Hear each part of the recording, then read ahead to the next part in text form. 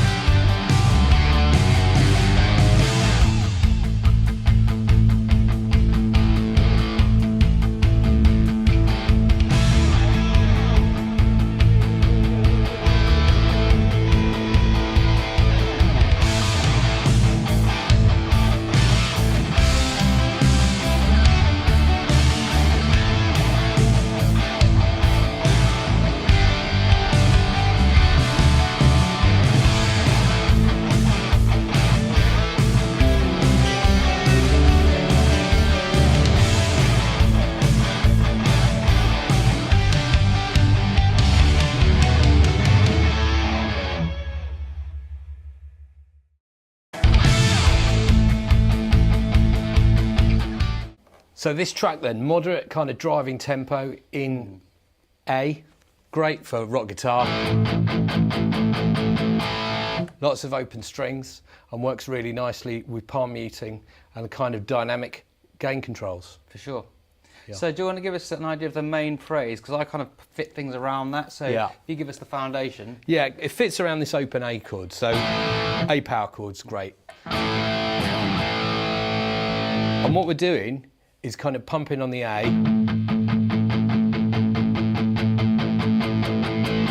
And making sure we've got plenty kind of dynamic, low and high, because that's what's really important about this kind of music, is it does rise and fall. It's not all just full on. So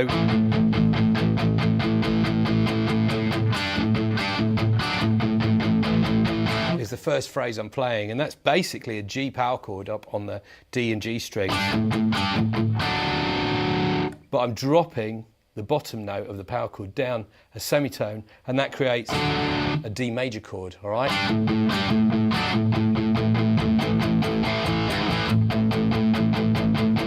And the second time around, I'm actually changing the mode very slightly, so I'm going, this is a Dorian sound in relation to A, and now I'm moving to an Aeolian sound with an F chord.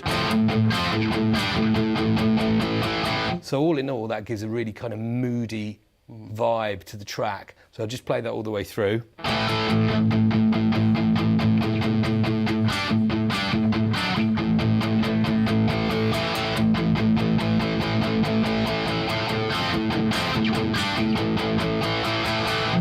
Cool, so that's the foundation.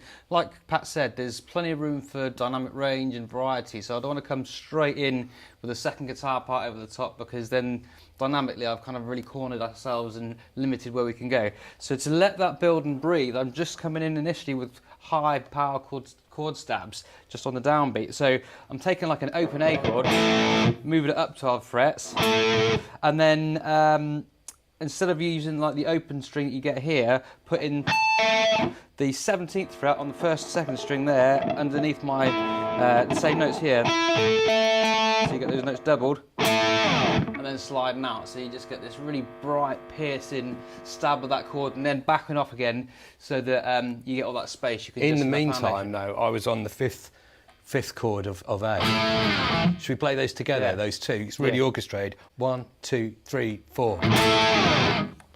Absolutely, so you get that bright piercing sound. That riff continues, and the second time round, I carry on with the same idea, but I want to change it up a little bit. So I'm still thinking of that A power chord, but this time playing 9th fret on the G, 10th fret on the B string, and then 12th fret on the high E. So I've just got another inversion of an A5 power chord, and I slide out again. So just a little bit of variety, but the same idea. Because we can get so wrapped into thinking about power chords on the bottom strings, but one thing that bands like Def Leppard were great at was shoving those up the octave. Orchestrating. So because you've still got that weight. When those low power chords come in, they really have impact. So to save those moments, you can use those higher voicings. And something you'll find as well is if you've got 2 guitars in your band, or if you're layering guitars, one guitar chord can sound huge if you have one in a low register and one in a much higher register.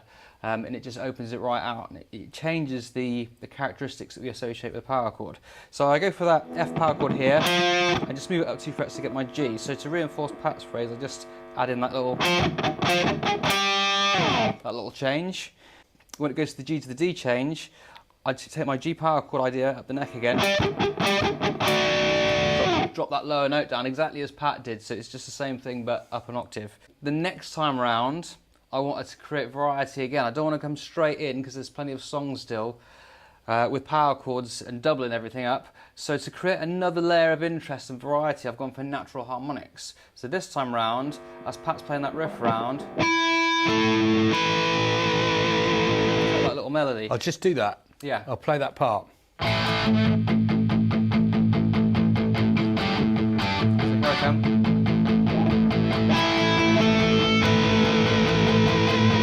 So what I'm playing is a natural harmonic, so placing my finger right over the metal of the fret, or the 7th fret of the 5th string, and lightly touching the string and then move my finger away. So I get that sound, instead of the fretted note, which is an octave lower. So I get that brighter sound, same idea on the next string.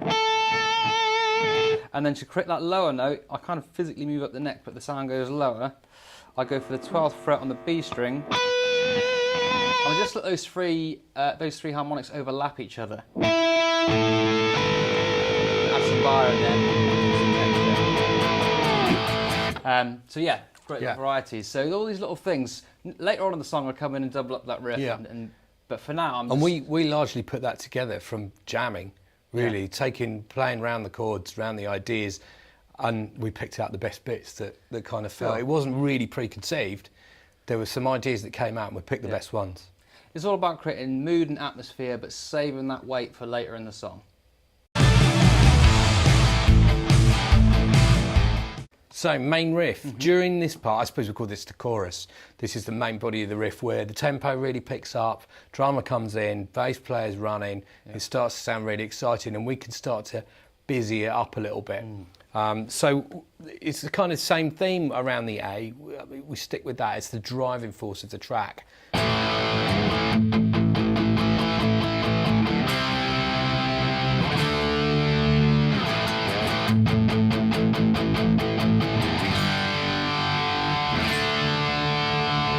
Now, alongside the A power chord, I'm now varying the chord changes. This is really important to move from a running bass note to chord changes because that's where songwriting happens.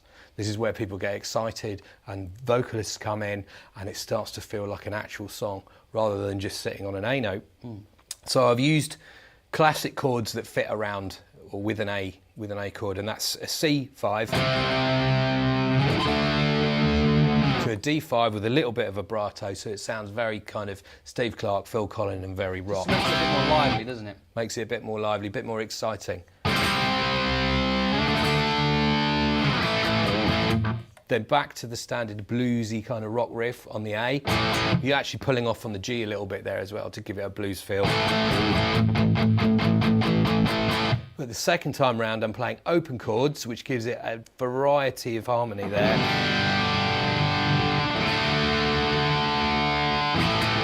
And then back to the A. So it's a combination of fifth power chords, if you like, and open chords,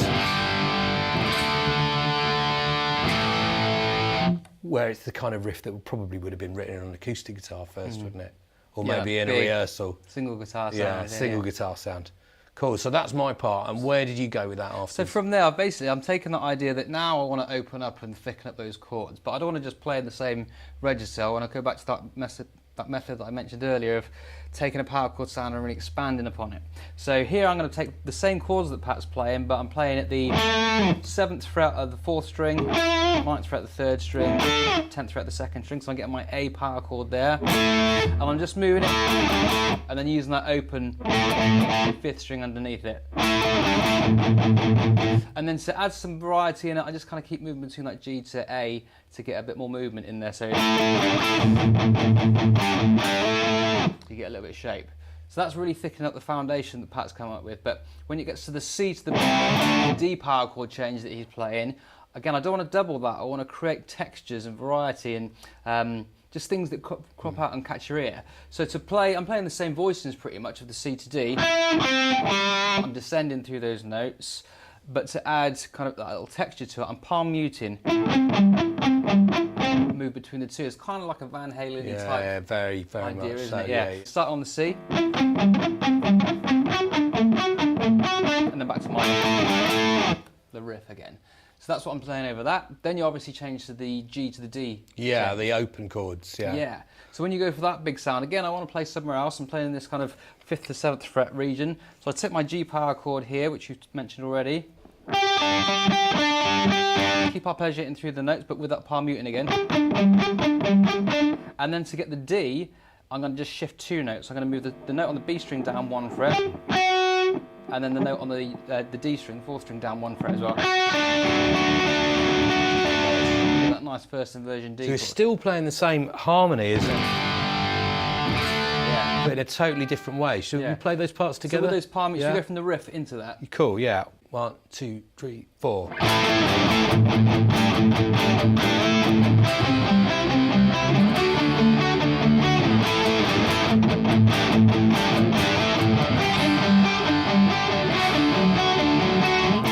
really got the openness of those open chords while you're being a lot more busy further up the neck. Yeah. And it creates that variety. And because I'm palm muting, it almost becomes quite percussive in its delivery as well. So you've got that big wash of power chord and that bright, stabbing, percussive descending arpeggio sequence over the top. Yeah. Cool. Part writing. Part writing. Absolutely. Yeah.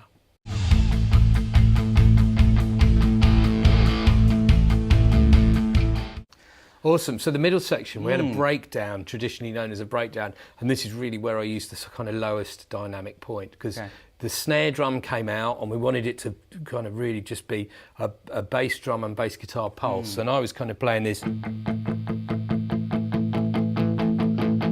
really good in an intro too. So implying that part again.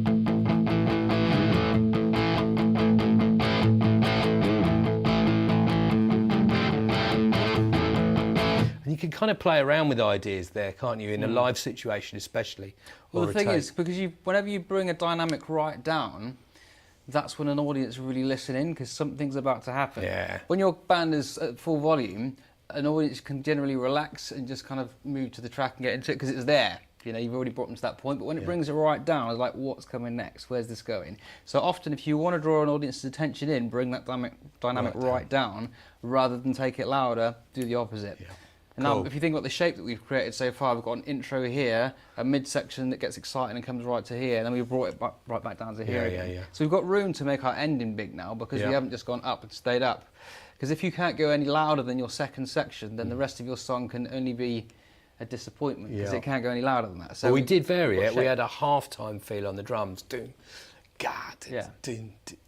As much room as possible, because we've lost that kind of driving eight. Exactly. But we went back to the standard riff when I varied this a little bit, this ending section. So I'm still on this.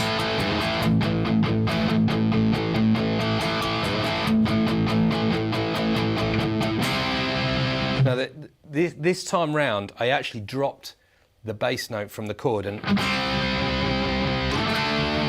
I just used the top of the power chord, which is cool because it gives me some room to manoeuvre my hand and play some vibrato on those chords,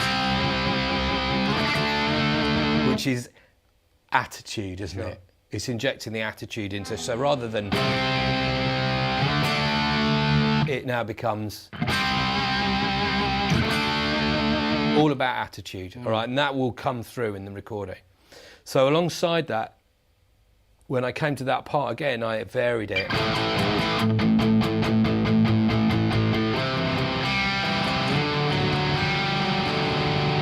Which is very kind of Hysteria-esque, isn't it, really? Totally. And what I'm doing is I'm playing a C open chord, but just the root, the third and the fifth of that chord,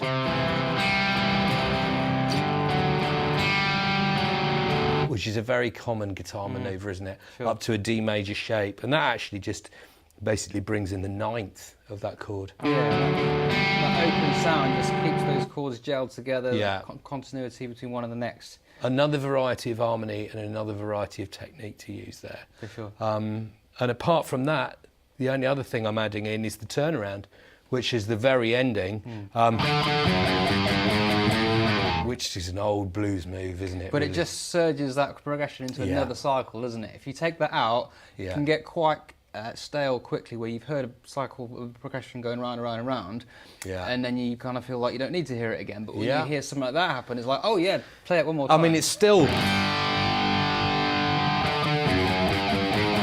and we end up in the place we want to be, which is back to A, which is our key. And it adds that impact. When you finally take it back to that A and it resolves, there's the weight and the kind of conclusion to the statement. Exactly. Sure. So you add some little variety and some drop-ins and when you go to that midsection, that dynamic went right down again. I kind of referenced my parts back to the intro, where I was going back to those stabs and those high power chords. And again, I started to reuse those little harmonic sections again. This is all about breathing again, but I like the idea of the fact that it's a reference to something you've heard already, so it still feels like it's a song part. It's not random things.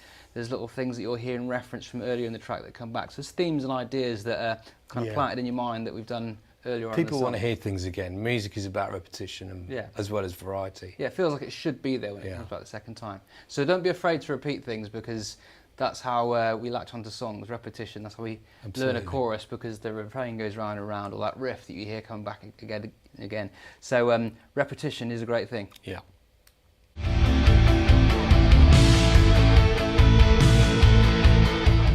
So with the idea of this being 80s kind of guitar layers and textures, it would be wrong not to have some other layers and little things going on, because what 80s guitar stuff is a great study for things going on lower in the mix that make it sound big and rich and exciting. So we focus in on the things that are right at the top of the mix that really grab our attention. But when you zone in, so if you listen to bands like Giant and Dan Huff, he's the kind of the king of textural layers and things like that going on, and bands like Leppard is laced with all that kind of stuff that we don't recognise, but if it's missing, the song would sound wrong. Absolutely. So little things that I was doing along the way to add to that kind of sound and allow us to use effects and kind of make a really rich, lush production, is volume swells.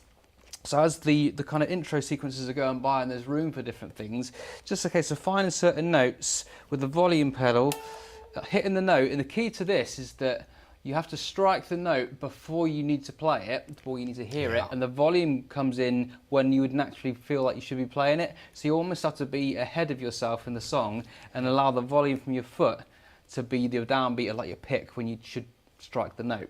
So little places where I'm hitting a note before you should hear it, and then when it feels right within the bar, that's when the foot brings the note in. And just little kind of textures like that.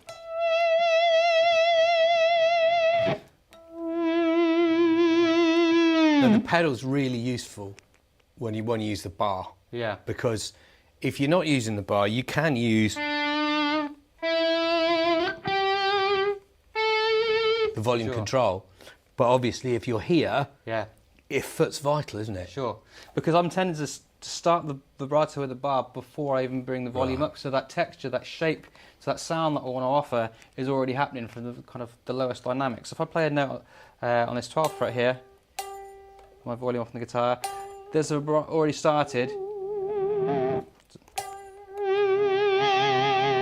when you start to hear it, that shape is already there. And Mutt Lange buried that stuff all over Hysteria, didn't he? For sure. And Pyromania, but Hysteria in particular, you hear those notes coming in just out of nowhere, and it's just so much cool factor. So this idea of things swooping in and out of the mix is really clever. So you can do that stuff live with volume pedals or with your volume control and the right effects, and definitely something to explore in your recording sessions, because it's this stuff that makes a simple guitar riff, A and G, how simple can it get, sound epic. So it's all there for the taking.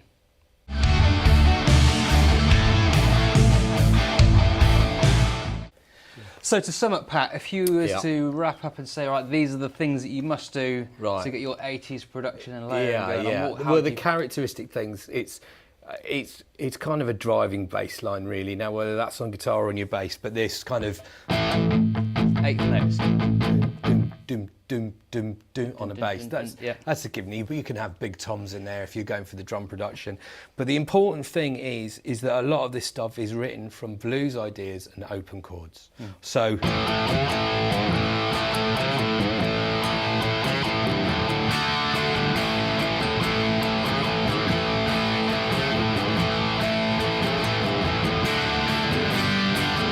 I mean, I'm just trying to be Steve Clark there, just off the cuff. So start out with an idea like that, jam the idea. Don't try and be preconceived. It's about feel. That's really important. And that will provide the basis for some of the other ideas that you came out, the perhaps more sort of Phil Collins-y vibe, And I think something to think about with that is if you take that A sound, you hear the full chord and the full riff, and then go, right, that's the full sound. When you strip it back to just a one note, palm muted, let your imagination run. What does that offer to you? When you create that space again, you've still got 8s on a single note. What can go above that? Is it harmonics? Is it high swelling notes? Is it high voicings of power chords? So all these different things that are now there for the taking, explore it all and see what feels good. And then once you've explored that, what feels like needs to come next. If it's a big section, go for that big riff next, and that's your dynamic step. Thanks for joining us again. Do your practice, turn your amp up loud, play your blues first, and then go from there. That's it. Remember, dynamics, different octaves, registers, layers. Keep it creative. See you next time.